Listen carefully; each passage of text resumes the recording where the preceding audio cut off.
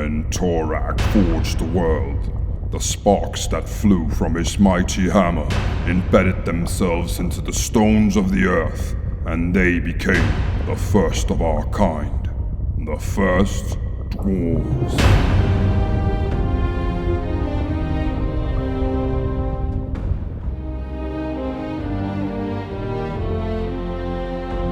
Torak was pleased, for he saw that he did not need to finish his creation.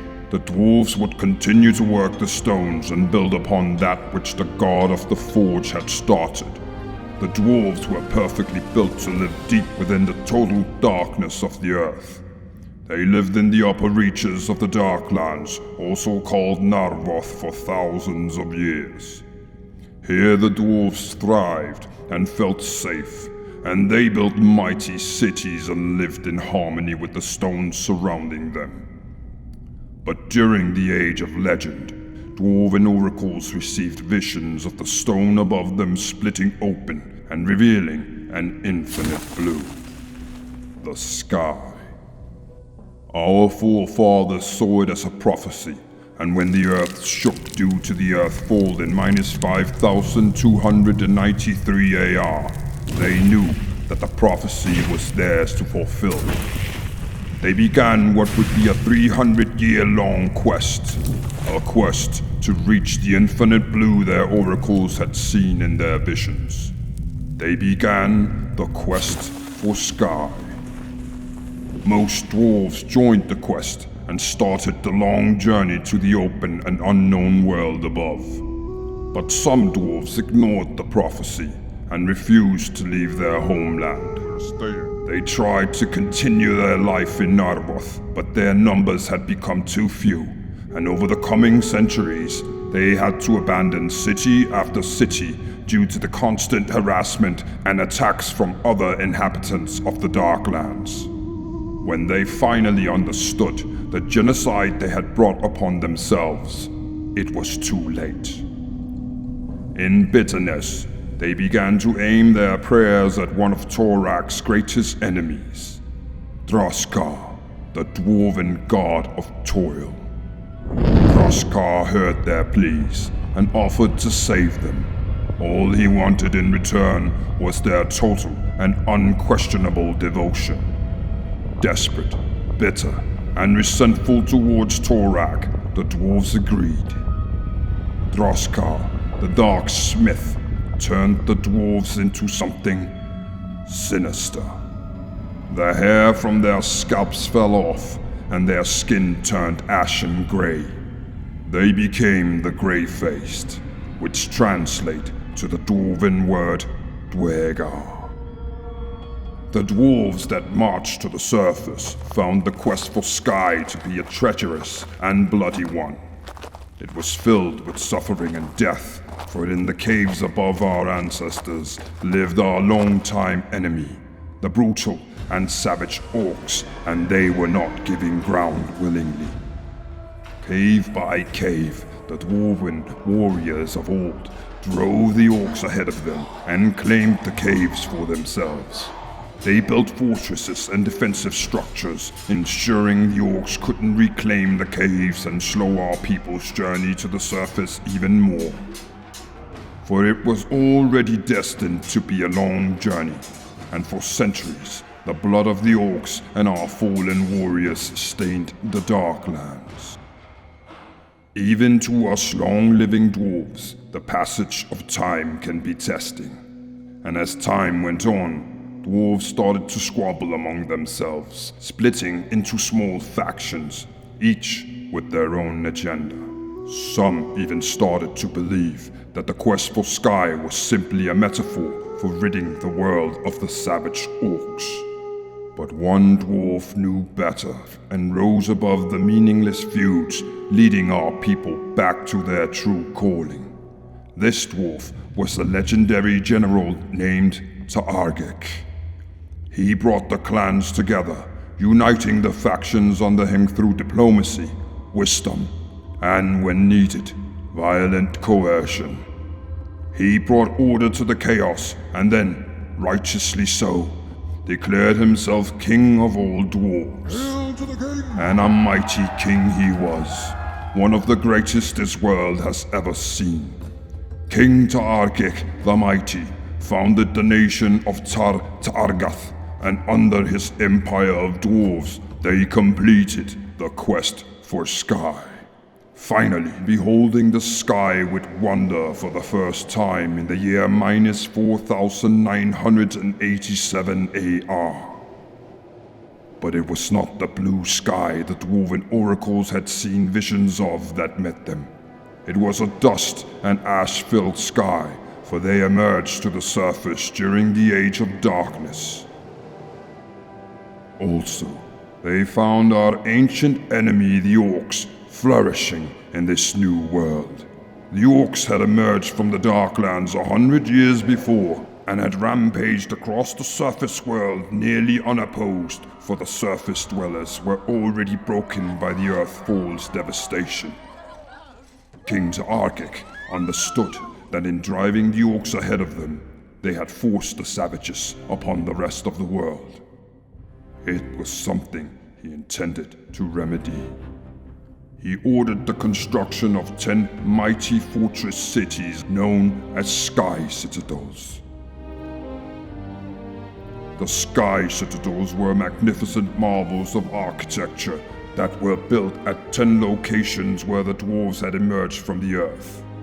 King Targik claimed the lands in between and upon which they stood, expanding the empire of Targath. Scholars debate on the exact borders of the empire, for only 7 Sky Citadels remain to this day. Even so, most agree that at the height of its glory, Targath covered most of the lands between what is now the World Wound and the Mana Wastes. With the Sky Citadels, the Dwarven Empire brought civilization back to the ruined surface and taught the humans how to survive without the sun. Their fight against the orcs continued for over 1,000 years, during which the Age of Darkness ended. With the sun shining once more, the humans started rebuilding their own civilizations, while dwarven warriors fought the orcs and kept the humans safe. With the return of the sun, the expansion of Targath, and a rapid growth in the dwarven population, the warriors of old drove the orcs back into the hills and mountains. This was the golden era of our people, and for centuries, dwarves had not lost a decisive battle against the orcs. But as time passed, the orcs started growing in numbers and strength and began attacking the Sky Citadels once more. On the dark day in the year minus 3708 AR, the unthinkable happened. It is a day our kind shall never forget, a most tragic day where dwarven heroes stood against an overwhelming force of orcs in the Battle of 9 Stones. On this day, some of the bravest of our folk faced the most vicious warlord the orcs have ever had, the warlord Belkison. On this cursed day, the orcs seized the Sky Citadel of Koldekar, killing all survivors and claiming the citadel for themselves. The filthy orcs renamed it to Urgir, and it still stands under orc rule today, 8,000 years after it fell. It is, though, unrecognizable as anything of dwarven build. Still, many dwarves on Golarion dream of reclaiming the citadel and avenging our forefathers. Targath lived on for 5,000 years, but the power of the Empire waned. From fighting the savage orcs, to political bickering, to several rebellions from the province of Drumar. In 1551 AR, the government of Targath collapsed, and each Sky Citadel was forced to fight for themselves. That year, many Sky Citadels came under attack by the now organized and powerful orcs, and some fell. As time went on, others were abandoned and forgotten, and the sky citadel of Jormungandr fell in the year 1600 AR to our old cousins, the Foul Dwegar. But we dwarves are not known to give up easily, and shortly after the collapse of Tarta Argath, a new dwarven civilization formed with the sky citadel of High Helm at its center. 5 Dwarven Brothers established 5 separate nations. First of the 5 brothers was the Baron Mayor of High Helm, Gardrick I. He founded Gardath in 1557. His brother, Sargon the Holy, founded the pious kingdom of Zagorak in 1559.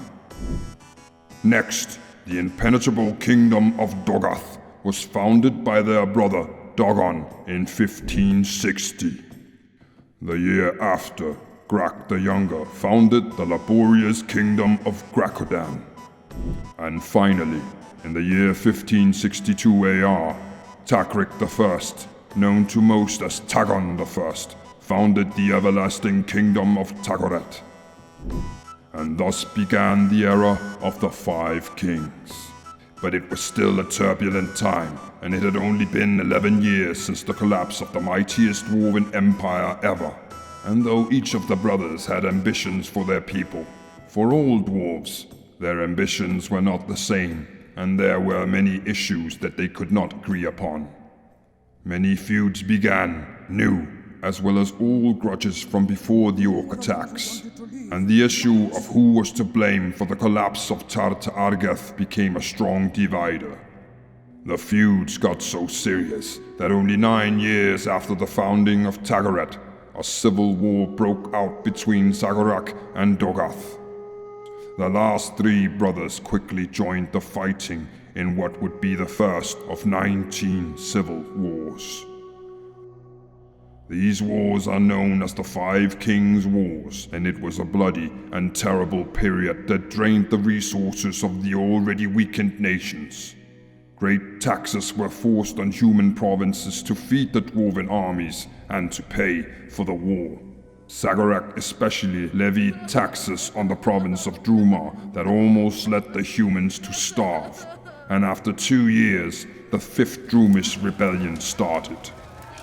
Zagorak sent a small platoon of dwarves to end the rebellion, and they caught and executed the leaders of the uprising.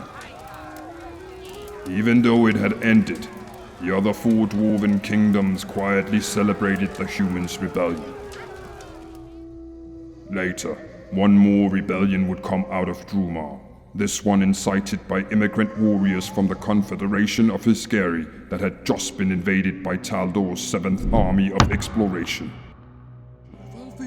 The rebellion was a tough one, and it lasted 7 years. Eventually, during a short period of peace between the 5 dwarven kingdoms, the rebellion was squashed. But after, when the humans no longer posed a threat, a new civil war broke out between the 5 nations.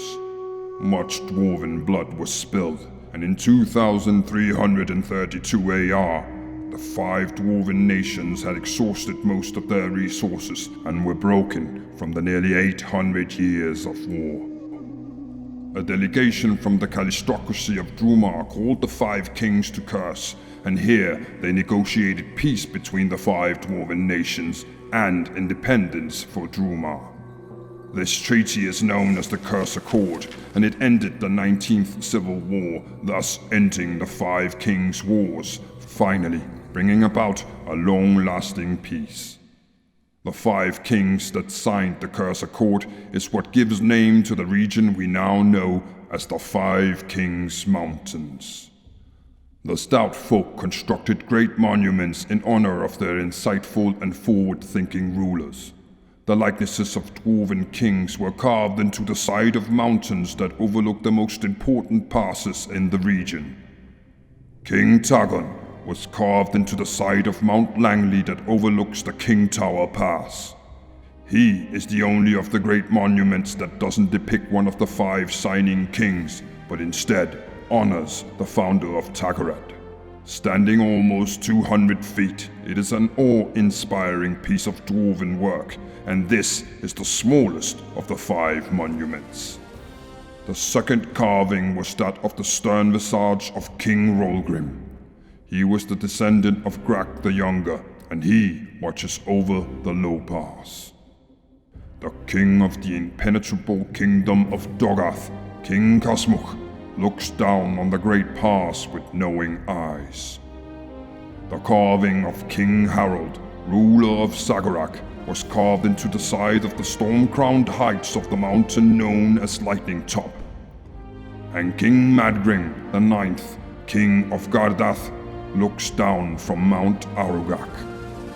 It was a time of peace, and the hopes of our people founding a new great dwarven empire grew.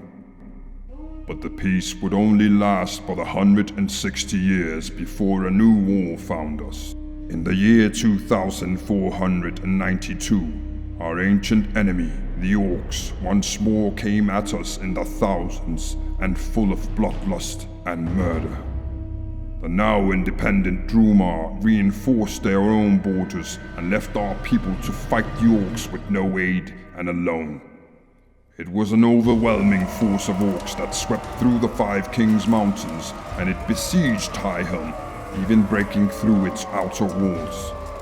Fortunately, they could not break through Highhelm's inner defenses, and after 5 years, the Kingdom of Gardath sued for peace, and the Orcs abandoned Highhelm, sweeping down on Dogath instead. This would be the last action the Kingdom of Gardath took, for it collapsed immediately after, leaving Highhelm with no kingdom to support. After 19 years of fighting, Dogath fell to the Orcs, and King Kasmuch was slain. The savages went on to invade Grakodan, and at the same time blockaded Zagorak in 2507 AR. Grakodan fell after a mere 2 years of fighting, and King Rolgrim died with his kin. The blockade of Zagorak came to an end as the last dwarven defenders starved to death in their fortresses, along with King Harold, 12 years after the blockade began. The Orcs then moved on to Tagorat, and after a 17-year-long war, the last of the 5 kingdoms, formed almost 1,000 years prior, fell to the Orc hordes. This was the end of the era of the 5 Kings Mountains, and our people fell into chaos. It was the beginning of what we dwarves called the Wild Era, a 700-year-long period where Orcs ruled most of the 5 Kings Mountains, with Highhelm being the only bastion of defense for dwarves and humans in the region. Dwarves stood ununited, without hope, spirit, or a kingdom. Then, in 3197, came Kadon the Mighty. Kadon was one of the fiercest and greatest dwarves to ever live. He mirrored the determination and strength of King Taargik himself. He organized the dwarven people and started destroying the Orcs, driving them out of our ancestors' homeland. In 3279, he defeated the last Orc resistance at the Battle of Split Mist Pass. He then hunted down the Orcs' leader, Tardok Manyspears, and killed him. Kadon ordered the display of the Orc leader throughout the mountains, sending a clear message to all other Orcs. Kadon then founded the Empire of Tar Kadurm. Drumen envoys arrived with gifts for the new king, congratulating him. But Kadon saw through the opportunistic humans and would not so easily forget their lack of aid in the dwarves' time of need. It fared far better with the nations of Chiliax and Iskar. When the great city of Jernashol was founded in 3312, it became the preeminent city of Tar-Kadurm. The city was built inside the volcano Thorax Crag, and it was an engineering marvel that contained a magma fall in the middle of the city. While Highhelm was still the capital of the Empire, Janderhof became so important to trade that Chiliax and Iscar petitioned the Empire to help them create a surface city near the Dwarven metropolis. In 3451, they rose the city of Razari Canton on the side of the mountain, and it became a center of trade between the three nations. It was the same year that Cardon the Mighty passed away from extreme old age, and the crown went to his son, Citadric the Handsome. Take care of the kingdom, my son. Citadric made Janderhof the capital of the Five Kings Mountains, and it became the home of Dwarven trade and culture. Tar-Kadurim sought to rise to the same heights of glory and power as old Tar-Argath, but the Empire never managed to do so. In the year 3980 AR, Torag's Crag erupted.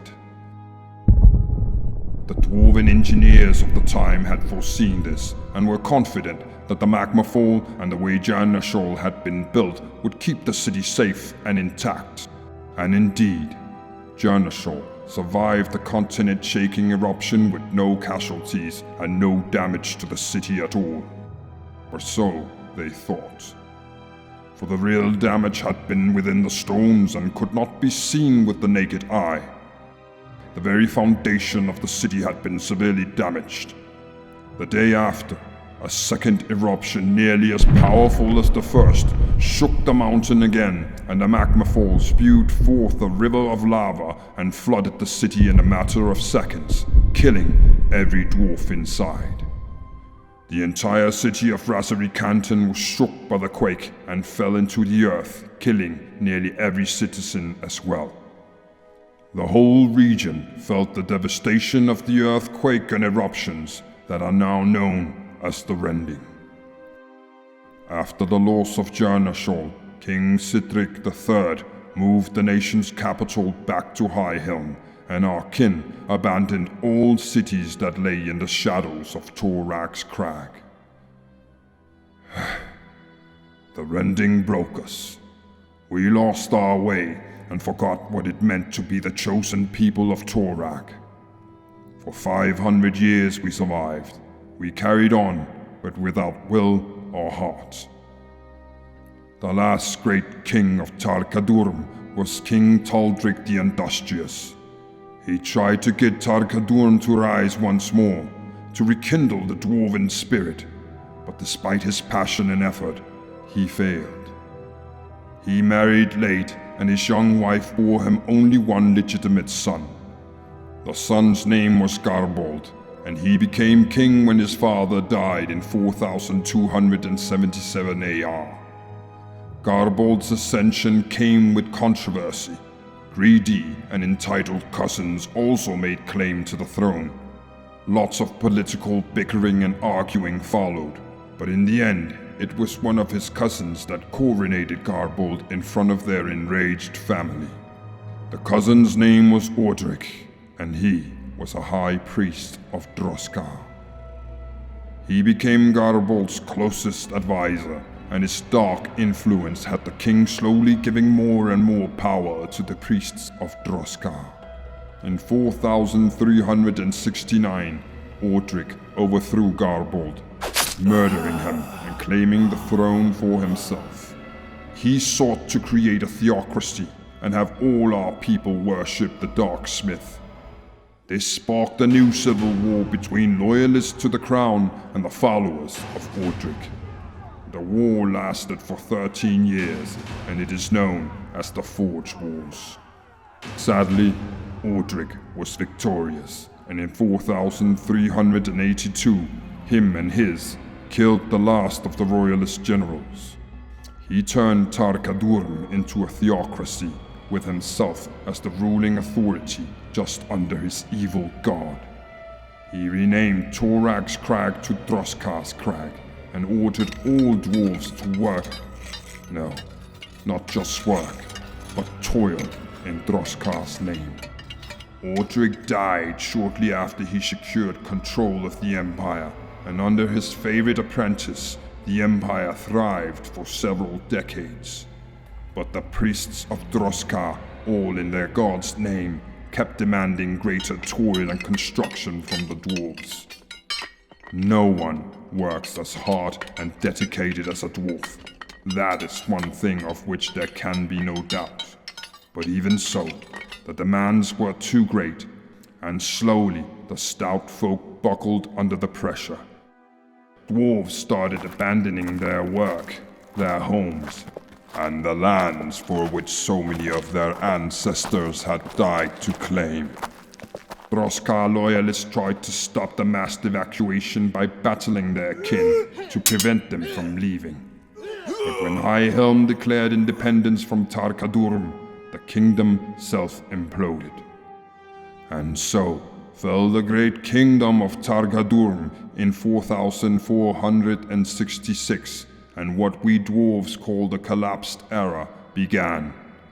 An era that has lasted 250 years, and we still haven't found our way. No one has been able to unite our people and bring back the same glory as the kings of old had. Most of the remaining 5 sky citadels are strong and thriving, but they are not kingdoms. They are 5 separate city-states. Dungunhold stands in the manor wastes near the city of Alkenstar. The dwarves here have developed a new category of weapons that roars with thunder when it is used. Janderhof lies in the Mindspin Mountains within the borders of Orisia. It is a mercantile metropolis that often acts as broker between the Shuanti of the Storval Plateau and Korvosa. Krakodan is located in the southern Mindspin Mountains in the nation of Nirmathas. They have always kept to themselves, with one exception, when they joined the Shining Crusade and helped defeat the Whispering Tyrant. Kravenkus lies in the World's Edge Mountains in eastern Taldor. It is under dwarven control, but only barely. The few dwarves that still live there live in the city's central keep and use most of their time to fight off threats coming up from tunnels that lead to the Darklands. High Helm, the mightiest and oldest of all the sky citadels, stands strong as it always has in the 5 Kings Mountains. Impenetrable and symbolic, High Helm is a symbol of the durability and strength of all dwarves. But still, the 5 Kings Mountains are only so in name, and the region is a shadow of its former self.